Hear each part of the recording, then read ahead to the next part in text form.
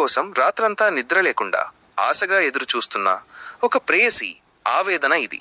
ఎదురు తెన్నులు చూసి ఎద బెదిరిపోయింది. నీకోసం దారివైపే చూసి చూసి నా మనసులో ఏదో తెలియని భయం, ఆందోళన మొదలయ్యాయి. నిద్రలో పడుతనువు నిలబెట్టుకొన్నాను. రాత్రంతా మేల్కొని ఉండటం వల్ల శరీరం బాగా అలసిపోయి నిద్రమత్తులో తూలిపోతున్నా సరే నువ్వు వస్తావన్న ఆశతో కష్టపడి నిద్రను ఆపుకుని మెలకువగానే ఉన్నాను. ఇకనైనా ఇల్లు చేరవా ఓ ప్రియా? ఇంతలా నీకోసం పరితపిస్తున్నాను.